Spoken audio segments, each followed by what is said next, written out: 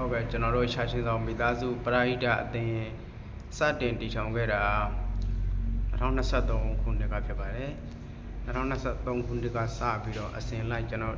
တို့ရှာရှင်ဆောင်မိသားစုပရိဒအသင်းပြုလုပ်ခဲ့တဲ့အလှူဒန်းများကိုပြသမှာဖြစ်ပါတယ်ဒါကတော့ရှာရှင်ဆောင်မိသားစုပရိဒအသင်းစူပေါင်းရန်ကရှင်ပွဲပထမအကြိမ်ဖြစ်ပါတယ်23ရက်4လ2023ကစူပါရန်ကရှင်ပွဲတပွဲတည်းနဲ့ပြီးဆုံးခဲ့တယ်2024ရောက်လာတော့ပထမဦးဆုံးတရားပွဲကိုဓမ္မပူဇာတပင်တလပိုင်း1ရက်နေ့2024ဒါကတော့ပင်ညာပေါ့2024ပြန်ဒုတိယကျရင်ဓမ္မပူဇာတပင်တရားမဲလည်းဖောက်ပေးခဲ့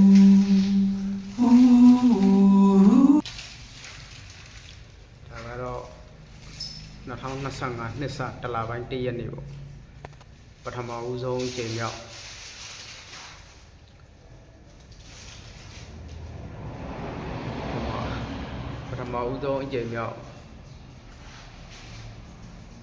ဟာလဲဆွမ်းသာသိန်းလောင်းလူပွဲဖြစ်ပါတယ်ဒါစာမားတယ်ဒါကတော့23ရက်နေ့က2025သင်္ကြန်တရားပွဲဖြစ်ပါတယ်2025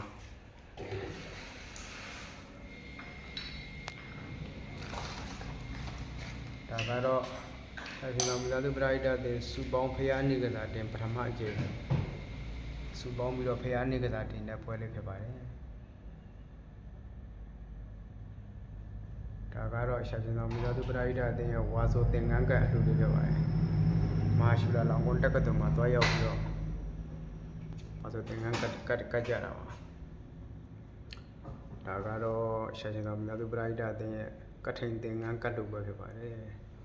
2025မှာအများကြီးလုပ်ဖြစ်ခဲ့တယ်2025ခုနှစ်ဒါကတော့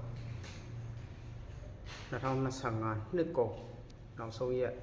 31ရက်12လ2025ဒုတိယအကြိမ်မြောက်ဆုံးစံသိန်းလောင်းလုပ်ပွဲလေးဖြစ်ပါတယ်ခုလိုပွဲတွေဖြစ်မြောက်အောင်ဝိုင်းဝန်းကူညီပေးကြတဲ့ရှာရှင်တော်မိသားစုပရိဒတ်အသင်းနဲ့